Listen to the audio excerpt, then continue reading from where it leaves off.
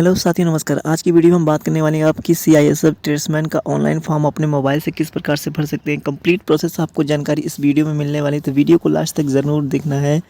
Topic result में आपका स्वागत है। देखिए दोस्तों, जब भी आप ऑनलाइन फॉर्म भरते हैं तो सबसे पहले क्या करना है कि आपको अपना रजिस्ट्रेशन करना पड़ता है। तो आप अगर नए हैं तो सबसे पहले आपको रजिस्ट्रेशन करना पड़ेगा। लेकिन अगर आप अपना पहले रजिस्ट्रेशन कर चुके हैं और आपको अपना रजिस्ट्रेशन नंबर नहीं याद है और पासवर्ड भी भूल चुके हैं, तो आप अपना रजिस्ट्रेशन नंबर पासवर्ड कैसे पा सकते हैं, इससे मैं आपको फॉर्म भर के बताऊंगा। क्योंकि आप नया रजिस्ट्रेशन तो कर ही लेंगे, लेकिन आपका अगर पहले हो चुका है तो आप दोबारा रजिस्ट्रेशन नहीं कर पाएंगे। और यहाँ से मैं बताऊंगा कैसे आपको अपना मोबाइल नंबर और ईमेल आईडी वेरीफाई करना है। नीचे आपको मिलेंगे तो यहाँ पे कैंडिडेट्स इंस्ट्रक्शन मिल जाएगा, जिसके ऊपर आपको ध्यान नहीं देना है। ये जो फॉर्म भर चल रहा है कांस्टेबल ट्रेड्समैन 2022, इसके ऊपर आपको फॉर्म के ऊपर क्लिक करना है। जैसे आप इसके ऊपर क्लिक करेंगे तो यहाँ पे देखिए सबसे पहले आपको क्या मांगेगा, रजिस्ट्रेशन नंबर और यहाँ पे पासवर्ड। लेकिन आपके पास रजिस्ट्रेशन नंबर नहीं है तो आप कैसे फॉर्म को भरेंगे। तो आप यहाँ पे बैक कर देंगे। बैक करने के बाद आपको सबसे पहले क्या करना है कि रजिस्ट्रेशन आप नए हैं तो रजिस्ट्रेशन कर सकते हैं, लेकिन मेरा रजिस्ट्रेशन हो चुका है तो आप फॉरगेट के ऊपर क्लिक कर देंगे। जैसे आपको अपना आईडी और पासवर्ड याद नहीं है तो आपको इसके ऊपर क्लिक करेंगे। अब यहाँ पे सबसे पहले क्या करना है कि आपको अपना नाम भर देना है, फिर अपने पिताजी का नाम भरना है, फिर अपने माताजी का नाम भरना है जो आपने रजिस्ट्रेशन करते समय भरा था। और यहाँ पे आपको डेट ऑफ बर्थ, यहाँ से अगर आप मेल हैं तो मेल के ऊपर क्लिक करेंगे, अगर आप कोई महिला है तो आप महिला के ऊपर क्लिक करके और यहाँ पे आपको कैप्चा भर के यहाँ पर सबमिट बटन पे क्लिक कर देंगे। चलिए मैं क्लिक कर देता हूँ।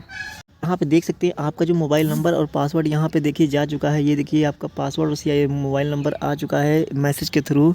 तो अब इसे लॉगिन कर सकते हैं, यहाँ से क्लोज़ कर सकते हैं। क्लोज़ करने के बाद अब आपको सीधे नीचे जाना है। नीचे जाने के बाद आपको क्या करना है, इसके ऊपर क्लिक कर देना, यानी कांस्टेबल ट्रेड्समैन 2022 के ऊपर क्लिक कर देना। अब यहाँ पे से आपको रजिस्ट्रेशन नंबर भर देना, पासवर्ड भर लेना। चलिए मैं भर लेता हूँ। अब आपको सबमिट बटन पर क्लिक कर देना है। क्लिक कर लेता हूँ। जैसे ही क्लिक करेंगे तो आपके सामने इस प्रकार का पेज ओपन होकर आ जाएगा। आपको यहाँ पे क्लिक हेयर टू अप्लाई के ऊपर ट्रेड्समैन के ऊपर क्लिक कर देना है। जैसे क्लिक करेंगे तो यहाँ पे देखिए सबसे पहले आपको जो फ़ोटो अपलोड करना है वो 20 KB से लेकर 50 KB के बीच में होना चाहिए। और सिग्नेचर जो होगा वो 10 KB से लेकर 20 KB के बीच में। और फोटो के ऊपर आपको डेट मेंशन होनी चाहिए, साफो साफ यहाँ पे लिखा गया है, नहीं तो आपका फ़ोटो एक्सेप्ट नहीं होगा। एक्सेप्ट होगा लेकिन आपको फिर यहाँ आपको वहाँ पे बताना पड़ेगा कि आपके ऊपर डेट मेंशन है कि नहीं है। अब यहाँ पे कंटिन्यू बटन पे क्लिक करना है। कंटिन्यू बटन पे क्लिक करते हैं यहाँ पे आपको 4 स्टेप में फॉर्म को कंप्लीट। सबसे पहले एप्लीकेशन फॉर्म हो गया, फिर एप्लीकेशन प्रीव्यू, फिर डॉक्यूमेंट अपलोड करना है, फिर फीस को पेमेंट करना है। अगर आप SC/ST कैंडिडेट है या कोई महिला फॉर्म भरी तो आपको फीस अपलोड नहीं करना है, आपको फ्री फॉर्म होगा। केवल जनरल और OBC वालों के लिए फॉर्म अपलोड हो रहा है। कोई भी महिला अगर जनरल OBC से भर रही है तो उसका फ़ीस नहीं लगेगा। अब नीचे ये देखिए आपकी पूरी डिटेल आ गई है। अब यहाँ से आपको देखिए पहले नाम आ जाएगा। यहाँ से आपको बताना है कि आप किस में OBC में आते हैं कि SC/ST OBC में आते हैं, किससे बताना पड़ेगा आपको अपना वो क्या नाम है कि कास्ट है। अब यहाँ से आपको अपना राज्य सेलेक्ट करना है कि आप किस राज्य से फॉर्म भर रहे हैं। और यहाँ पे आपको पूछा जा रहा है कि क्या आप हैव यू माइग्रेट, क्या अपना राज्य छोड़ के आप किसी दूसरे राज्य में रहते हैं। तो मैं आप रहते हैं तो यस कर लेना, नहीं रहते तो आपको नो कर लेना। फिर आपको अपना जेंडर बताना है, महिला है कि फीमेल है। फिर आपको नीचे क्या करना है कि यहाँ पे आपको पूछा जा रहा है एजुकेशनल क्वालिफिकेशन, क्या आप 10th बेस पे भर रहे हैं। तो 10th बेस पे भर रहे हैं तो सिविल या आर्मी आप किस में हैं आप बता सकते हैं। अगर नहीं है तो आप इसे छोड़ सकते हैं। इसके ऊपर आप जैसे क्लिक करेंगे सेलेक्ट डिटेल के, तो आप 10th के ऊपर क्लिक कर लेंगे। उसके बाद से यहाँ पे ऑल रीजन, यानी कि आप हिंदू है, मुस्लिम है, सिख है, क्रिश्चियन है, किस में है तो आपको सेलेक्ट कर लेना है आप अपने हिसाब से। मैं हिंदू हूँ इसलिए मैं। अब यहाँ पूछा जा रहा है कि where the following of the category of children in the killed, क्या आप 1984 के दंगों से प्रभावित हैं। अगर आप होंगे तो यस करना है, नहीं है तो आपको नो कर देना है साहब साहब। अब यहाँ पूछा जा रहा है डू यू बिलोंग्स टू, क्या आप पहाड़ी क्षेत्रों से हैं। अगर पहाड़ी क्षेत्रों से हैं आपको यस कर लेना, नहीं तो आपको नो कर लेना है। इन सब में ज़्यादातर आपको नो ही करना है क्योंकि यस किसी में नहीं करना है। यहाँ पे पूछा जा रहा है क्या आपको एक्स सर्विसमैन है या पहले से आप किसी संस्था में काम कर चुके हैं। अगर कर चुके होंगे तो आपको यस करना है, नहीं किए तो आपको नो करना है। यहाँ पे आपको पूछा जा रहा है whether the are wards of the CIA से, क्या आप CISF के पर्सनल असिस्टेंट हैं। अगर होंगे तो यस करना है, यहाँ मैं सब में आपको नो ही कर देना है। और यहाँ पूछा जा रहा है कि whether are employed public sector, क्या आप किसी गवर्नमेंट संस्था में या प्राइवेट संस्था में काम कर चुके हैं। अगर कर चुके हैं तो यस करना है, यहाँ पे आप सब में नो कर लेना। और यहाँ से आपको अपना ट्रेड सेलेक्ट करना, आप किस ट्रेड से फॉर्म भरना चाहते हैं, कुक से, टेलर से, बर्बर से, वाशरमैन में, स्वीपर से या मेसन से। तो मैं वाशरमैन यानी बर्बर के ऊपर क्लिक कर लेता हूँ और यहाँ से मैं अपना आइडेंटिफिकेशन, अगर कोई आपके चेहरे पे कटा पिटा मार्क्स है या तिल हुल है तो आप यहाँ पे भर सकते हैं, नहीं तो आप इसे छोड़ सकते हैं। अब यहाँ पे आपको परमानेंट एड्रेस भर देना, परमानेंट एड्रेस जहाँ आप रहते हैं। तो अपना स्टेट सेलेक्ट करना कि आप किस राज्य से रहते हैं, तो मैं उत्तर प्रदेश सेलेक्ट कर सकता हूँ। फिर आपको अपना डिस्ट्रिक्ट सेलेक्ट करना कि आप किस डिस्ट्रिक्ट से रहते हैं, तो डिस्ट्रिक्ट अपना इसमें सेलेक्ट कर सकते हैं। सारी डिस्ट्रिक्ट आपको मिल जाएगी इस बॉक्स में जब क्लिक करेंगे आपको। जैसे आपने इसमें एड्रेस भर दिया, लेकिन ये एड्रेस आप इसके अंदर इसमें नहीं फिल करना चाहते तो आपको क्या करना पड़ेगा, आपको यहाँ पे सेम एज परमानेंट एड्रेस के ऊपर आप क्लिक करेंगे तो आपको नीचे एड्रेस नहीं भरना पड़ेगा। अब आपको नीचे आ जाना है। नीचे आने के बाद यहाँ पे आपको सिलेक्ट आईडी कार्ड सेलेक्ट करना है। अगर जैसे आपको क्या देना है, आधार कार्ड देना है, ड्राइविंग लाइसेंस देना है या एम्प्लॉय देना है, आपको यहाँ पे कोई ना कोई आईडी सेलेक्ट करनी ही पड़ेगी।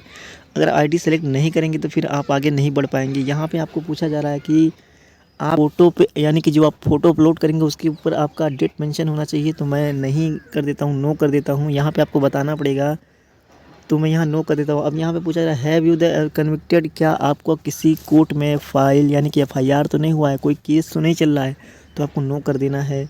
यहाँ पे आपको पूछा जा रहा है कि have you ever been dismissed any under centre, क्या आप किसी गवर्नमेंट संस्था में काम करते और आपको बाहर निकाल दिया गया, ऐसा कोई अगर स्थिति है तो आपको यस करना है, अगर नहीं है तो नो कर देना है। यहाँ भी आपको सब में नो ही रखना है। और यहाँ पूछा जा रहा है कि have you service been terminated while on the probation, किसी कहीं आपको रोका गया है जाने से, तो आपको यहाँ नो कर देना है। अब यहाँ पे क्या करना है कि इस चेक बॉक्स के ऊपर आपको क्लिक कर देना है और क्लिक करने के बाद आपको यहाँ पे सेव एंड नेक्स्ट पे प्रीव्यू पे क्लिक कर देना है। सेव एंड प्रीव्यू पे क्लिक करो। देखिए तो मैं यहाँ पे अपना पैन कार्ड की डिटेल यानी कि अब यहाँ पे कोई आईडी सेलेक्ट नहीं किया था इसलिए ऐसा हो रहा है। तो आप यहाँ पे अगर आपके पास पैन कार्ड नहीं है तो आपको पासपोर्ट यानी कि, और यहाँ पे आपको जो हाई स्कूल कॉलेज की आईडी मिली आप वहाँ भी अपलोड कर सकते हैं, भर सकते हैं। यहाँ पे अगर आपके पास वोटर आईडी है तो आप वो भी भर सकते हैं। चलिए मैं भर देता हूँ।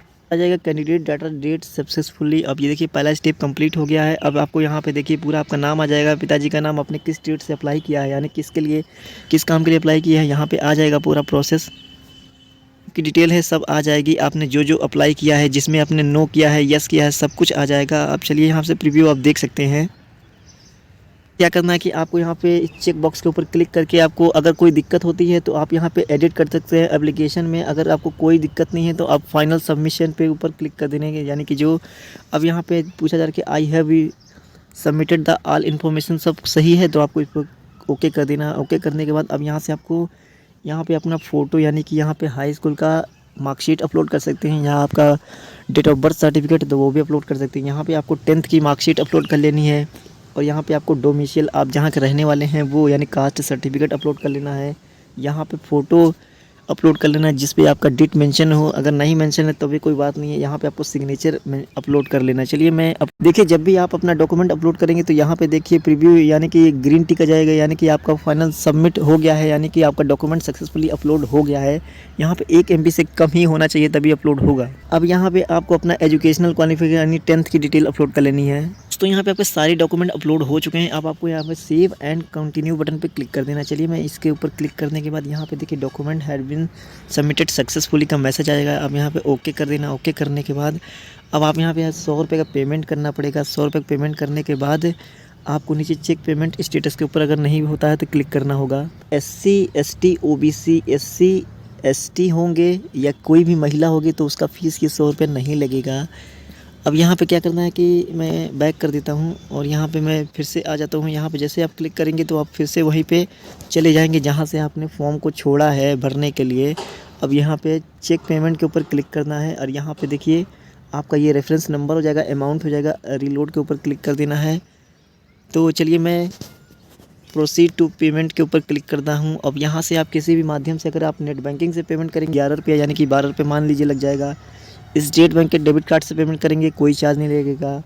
अदर बैंक के डेबिट कार्ड से पेमेंट करेंगे कोई चार्ज नहीं लगेगा। क्रेडिट कार्ड से आप पेमेंट करेंगे तो आपका लगेगा 13 रुपये। यहाँ से अदर नेट बैंकिंग से करेंगे तो 18 रुपये लगेगा। यहाँ आप UPI के माध्यम से पेमेंट करेंगे 0 लगेगा। यहाँ SBI ब्रांच से करेंगे तो आपका बैंक चार्ज लगेगा 60 रुपये। चलिए मैं UPI के ऊपर क्लिक कर ले रहा हूँ। जैसे आप UPI के ऊपर क्लिक करेंगे तो यहाँ पे आपका CISF नंबर हो जाएगा और यहाँ पे अमाउंट, यहाँ पे आपका नाम हो जाएगा। अब यहाँ पे आपको नीचे क्या करना है कि आपको कंफर्म के ऊपर क्लिक करना है। क्लिक करने के बाद आपको आप यहाँ पे या तो QR कोड की मदद से पेमेंट कर सकते हैं या फिर आप VPA के माध्यम से यहाँ पे 2.5 मिनट का समय 3 मिनट का टाइम मिलेगा। 3 मिनट के अंदर ये पेज एक्सपायर होगा अगर आप पेमेंट नहीं करेंगे तो। इस तरीके से आप स्कैन करके पेमेंट कर सकते हैं। आई होप तो दोस्तों इस प्रकार से आप कंप्लीट फॉर्म भर सकते हैं। तो आई होप आशा करते हैं वीडियो आपको अच्छी लगी। वीडियो को लाइक कर दीजिएगा, चैनल को सब्सक्राइब कर दीजिए। जय हिंद, जय भारत।